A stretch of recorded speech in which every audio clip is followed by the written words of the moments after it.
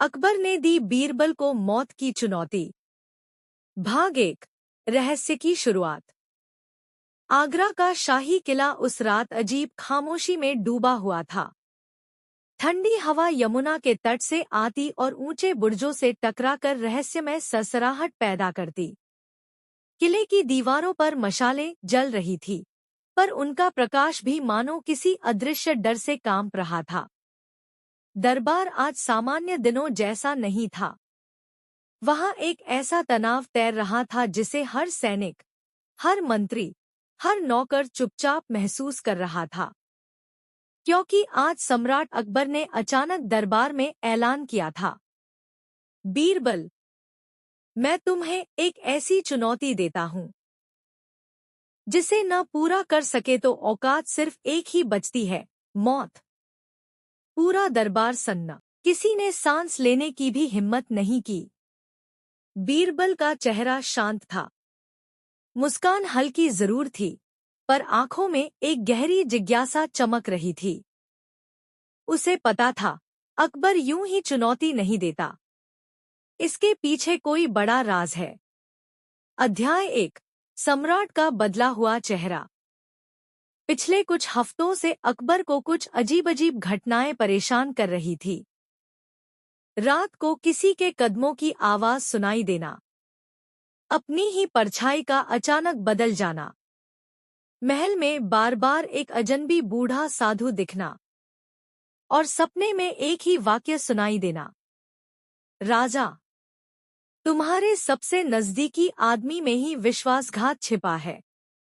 इन बातों ने अकबर को बेचैन कर दिया था। वह किसी पर शक नहीं करना चाहता था, पर सपनों में बार बार जो चेहरा उभरता, वह खतरनाक था। वह चेहरा हर बार इतना धुंधला दिखता कि पहचानना मुश्किल, पर एक बात साफ थी।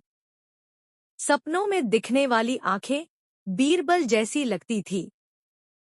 पहले अकबर ने इसे भ्रम माना, फिर हल्का सा शक, और फिर एक दिन एक अजीब घटना ने इस शक को और बढ़ा दिया।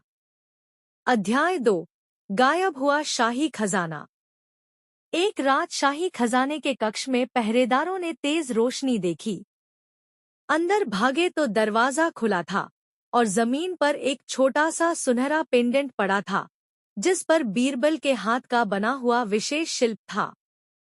उस समय बीरबल दरबार में मौजूद था, पर पेंडेंट उसकी ही चीज थी। अकबर को लगा, क्या वाकई वही? परंतु दिल मानता नहीं था। अकबर ने खुलकर आरोप नहीं लगाया, पर मन के भीतर कोई अनजानी दरार बन चुकी थी। उसी रात अकबर ने निर्णय लिया, बीरबल की परीक्षा होगी। यदि वह निर्दोष है तो असंभव कार्य भी कर दिखाएगा, यदि दोषी है तो फंस जाएगा। अध्याय 3। मौत की चुनौती। अगली सुबह दरबार में अकबर गहरी, ठंडी आवाज में बोला, बीरबल, मैं तुम्हें एक ऐसी चुनौती देता हूं जिसे आज तक किसी ने पूरा नहीं किया। यदि तुम सफल न हुए तो इसे गद्दारी मानकर दरबार के कानून के अनुसार तुम्हें मृत्युदंड दिया जाएगा। पूरा दरबार हिल गया। बीरबल ने धीरे से पूछा, हुजूर, चुनौती क्या है? अकबर ने सिंहासन से उठते हुए आकाश की ओर देखा और बोला, यमुना के पवित्र तट पर एक रहस्यमयी साधु रहता है। वह हर 100 वर्ष में केवल एक बार प्रकट होता है और उसके पास सम्राटों को मिटाने वाली शक्ति है। कल रात वह मुझे मिला और उसने बताया कि राजमहल में छिपा हुआ एक दुष्ट व्यक्ति राज सिंहासन के लिए खतरनाक है। बीरबल, तुम उस साधु को ढूंढकर उसकी सच्चाई लेकर आओ। लेकिन सावधान, उस साधु ने अब तक जिसने भी उसका पीछा किया, वे कभी वापस नहीं लौटे। बीरबल ने बहुत धीरे से सिर झुकाया। मैं राजाज्ञा का पालन करूंगा। अकबर ने गहरी नजर से उसकी आंखों में झांका। उस नजर में न गुस्सा था, न प्यार, सिर्फ रहस्य। अध्याय 4। यमुना का अंधेरा तट। रात गहरा चुकी थी। बीरबल अकेले निकल पड़ा, बिना सेना, बिना हथियार, बिना किसी पहरेदार के। यमुना का तट सामान्य दिनों जैसा नहीं था। घना कोहरा फैला था। दूर कहीं जलती एक टिमटिमाती लाल रोशनी रास्ते को भटकाने का काम कर रही थी। तभी अचानक घास में कुछ सरकने की आवाज आई। बीरबल ने मशाल उठाई, पर सामने जो दिखा उसे देखकर वह भी एक पल के लिए ठिठक गया। एक बूढ़ा साधु, बिल्कुल सफेद वस्त्र, काली कोयले जैसी आंखें और चेहरे पर एक अजीब असहज मुस्कान। साधु ने धीमी फुसफुसाहट भरी आवाज में कहा, मुझे पता था तुम आओगे बीरबल, और यह भी जानता हूं कि सम्राट ने तुम्हें मौत की चुनौती दी है। बीरबल सावधान हो गया। साधु के शब्दों की गूंज में एक अजीब सी भविष्यवाणी थी। अध्याय 5 साधु का रहस्य। साधु ने कहा, राजमहल में जो चोर है वह तुम्हारे पास से होकर गुजरता है, पर तुम उसे पहचान नहीं पाते। और जिस व्यक्ति से सम्राट डर रहा है वह तुम्हारा दुश्मन नहीं है। बीरबल ने पूछा, तो वह कौन है? साधु मुस्कुराया। उस मुस्कान में कोई सामान्य इंसानी भाव नहीं था। जिसे तुम दोस्त समझते हो वह ही सबसे बड़ा विश्वासघाती है। बीरबल के मन में हलचल मच गई। क्या यह झूठ है? सच है? या कोई बड़ा जाल? साधु ने अपनी झोली से एक छोटा सा काला पत्थर निकाल कर दिया। उस पर अजीब निशान बने थे। इसे सम्राट को देना, पर सावधान, इस पत्थर को देखकर अकबर जो पहला शब्द बोलेगा वही असली अपराधी को उजागर करेगा। इसके बाद साधु अचानक हवा में विलीन हो गया, जैसे कभी था ही नहीं। अध्याय 6 मौत से पहले की रात। बीरबल महल लौटा, पर उसके मन में अब भी सवालों का तूफान चल रहा था। अकबर ने इतनी कठोर चुनौती क्यों दी? साधु को सब बातें कैसे पता थीं? वह जिसके पास से रोज गुजरता है वह विश्वासघाती कौन? और अकबर उस पत्थर को देखकर क्या बोलेगा? महल के अंदर हर कदम खतरे जैसा लग रहा था। दीवारों पर जलती मशालें आज बहुत ज्यादा लाल चमक रही थीं, जैसे किसी खून को संकेत दे रही हों। बीरबल सोच में डूबा अपने कक्ष में बैठा था कि तभी एक परछाई दीवार पर झलकी। दरवाजे पर दस्तक हुई। एक धीमी आवाज, बीरबल जी, दरबार की तैयारी हो गई है। सम्राट आपका इंतजार कर रहे हैं। वह आवाज महल के एक खास रक्षक की थी, पर आज उसमें कुछ अजीब थरथराहट थी। अध्याय 7 अंतिम दरबार। दरबार में कदम रखते ही बीरबल को महसूस हुआ कि यहाँ आज कुछ बहुत बड़ा होने वाला है। अकबर सिंहासन पर था, लेकिन चेहरा तनाव से भरा हुआ। मंत्री मौन थे। जासूसों के चेहरे पर भी बेचैनी थी। ऐसा लग रहा था जैसे हवा ही भारी हो गई हो। अकबर ने कहा, बीरबल, क्या तुम साधु से मिलकर आए? जी हुजूर। क्या वह सचमुच मौजूद था? हाँ। अकबर का चेहरा थोड़ा पीला पड़ा। और क्या लेकर आए हो? बीरबल ने धीरे से काला पत्थर आगे रखा। पूरा दरबार उस पत्थर को देखने के लिए झुक गया। और ठीक उसी क्षण अकबर के मुंह से अचानक एक शब्द निकला, यह असंभव है। यह सुनते ही सारे दरबारी स्तब्ध रह गए। काला पत्थर अकबर के हाथ से गिरा और फर्श पर टकराया। टकराते ही हवा में एक अजीब कर्कश ध्वनि गूंज उठी, जैसे कोई दबी हुई शक्ति बाहर आना चाहती हो। अकबर अचानक चिल्लाया, सैनिकों, कक्ष बंद कर दो, दरवाजे बंद करो। सैनिकों ने तुरंत दरबार को भीतर से बंद कर दिया। अकबर ने गुस्से से बीरबल की ओर देखा। यह पत्थर महल के अंदर कोई ऐसा व्यक्ति ही ला सकता है जिसे गुप्त तिजोरी का रहस्य पता हो, और ऐसे लोगों की संख्या पूरे साम्राज्य में केवल 3 है। दरबार में खामोशी। सबकी नजरें अकबर पर। अकबर ने कहा, और उन तीनों में सबसे बड़ा शक अब तुम ही पर है, बीरबल। पूरा दरबार हिल गया। सैनिकों ने तलवारें खींच लीं। बीरबल शांत रहा। एक हल्की रहस्यमयी मुस्कान उसकी आंखों में चमकी।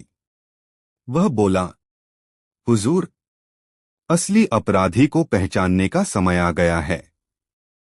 बस आपको अपने अगले ही शब्द पर गौर करना होगा, क्योंकि साधु ने कहा था, अकबर जो पहला शब्द बोलेंगे वही असली अपराधी की पहचान खोलेगा। अकबर ने कठोर आवाज में कहा, और मेरा पहला शब्द था असंभव। इसका मतलब अपराधी कौन? बीरबल ने धीरे धीरे दरबार के किसी एक व्यक्ति की ओर मुड़कर देखा। सबकी सांसें थम गईं। लेकिन तभी बाहर से अचानक एक भयंकर धमाका हुआ। महल की जमीन हिल गई। दरवाजे कांप उठे। मशालें गिर पड़ी। और दरबार के अंदर से एक आदमी ने चीखकर कहा, रुको, असली अपराधी मैं नहीं, कोई और है। सभी दरबारी दहशत में खड़े हो गए। अंधेरा और धुआं फैलने लगा। धुंध में किसी की परछाई नजर आई, पर वह कौन था, यह कोई समझ नहीं पाया। दरबार में हुए अचानक धमाके ने पूरा महल हिलाकर रख दिया। धुएं के बादल हर दिशा में फैल रहे थे, और किसी को समझ नहीं आ रहा था कि हुआ क्या है। सैनिकों ने तलवारें खींचकर घेरे को मजबूत कर लिया। मंत्री स्तंभित खड़े थे, और अकबर सिंहासन से उठकर आगे बढ़ चुका था। बीरबल की आंखें धुएं को चीरती हुई हर दिशा में घूम रही थीं। उसे पता था, यह एक साधारण धमाका नहीं था। यह किसी रहस्य को दबाने के लिए किया गया था। अचानक धुएं में एक काली परछाई नजर आई। परछाई कांपते स्वर में बोली, रुको, असली अपराधी मैं नहीं हूं, वह कोई और है। सबकी नजरें उसी दिशा में टिक गईं, पर इससे पहले कि कोई पास पहुंचता, वह परछाई अचानक जमीन पर गिर गई। और जैसे ही सैनिक दौड़े, वह आदमी मृत पाया गया। महल में फुसफुसाहट फैल गई। क्या उसे किसी ने चुप करा दिया? कहीं यह साधु की शक्ति तो नहीं, या असली अपराधी यहीं कहीं छिपा है? बीरबल शव के पास पहुंचा। उसने ध्यान से शरीर देखा। कपड़े फटे नहीं थे, कोई बाहरी चोट नहीं थी, पर मृत्यु एकदम अचानक हुई थी, जैसे शरीर का जीवन भीतर से खींच लिया गया हो। बीरबल बुदबुदाया, यह हत्या नहीं, चेतावनी है। अकबर ने कठोर आवाज में पूछा, बीरबल, यह आदमी कौन था, और धमाका किसका काम है?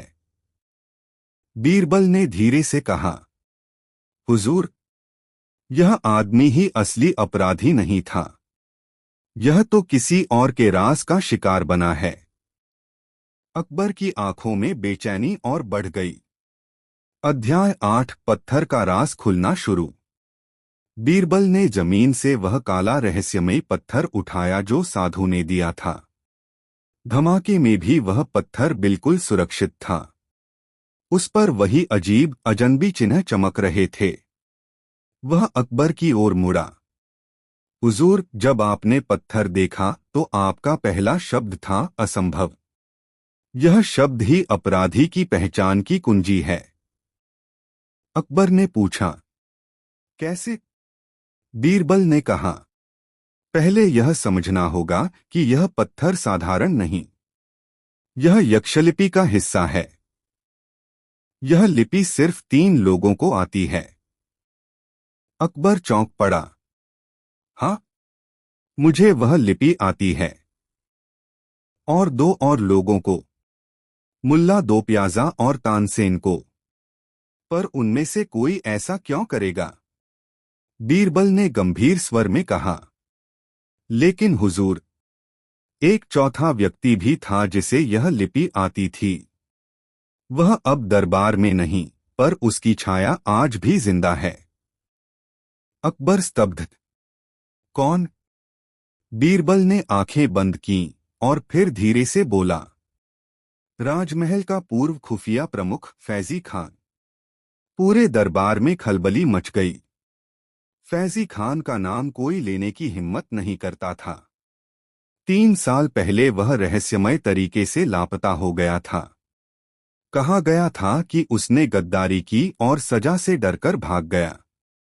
परंतु उसके बारे में यह भी कहा जाता था, वह जहां भी जाता है उसके पीछे सिर्फ मौत और धोखा छोड़ जाता है। अब माहौल और भारी हो चुका था। अध्याय 9 अकबर का डर। अकबर ने गहरी सांस ली। बीरबल, उस साधु ने वही नाम लिया था। बीरबल चौंक गया। हुजूर, आपने कहा था उसने कोई नाम नहीं लिया। अकबर ने धीमी आवाज में कहा। मैंने झूठ कहा था बीरबल। मुझे डर था कि अगर मैं सच्चाई बताऊंगा तो कोई इसे सुन लेगा। साधु ने कहा था। फैजी खान वापस आ चुका है। दरबार में सन्नाटा फैल गया। बीरबल की आंखें तेज हो गईं। इसका मतलब यह धमाका, यह मौत, यह पत्थर, सब उसी की चाल है। अकबर की आवाज भारी हो गई। वह मेरा तख्त पलटने आया है और उसने मेरे सबसे भरोसेमंद आदमी को शक के घेरे में खड़ा कर दिया। तुम्हें, बीरबल। बीरबल धीरे से मुस्कुराया। यही उसकी पहली गलती है, हुजूर, और यही गलती उसे पकड़वाएगी। अध्याय 10 मृत आदमी की जेब में छिपा रहस्य। बीरबल ने मृत व्यक्ति के कपड़े धीरे धीरे टटोले। जेब से एक छोटी मुड़ी हुई पर्ची मिली। उस पर लिखा था, सच्चाई यमुना के तट पर नहीं, महल के भीतर के एक ऐसे स्थान पर है जहां राजा भी नहीं पहुंच सकता। अकबर चौंका।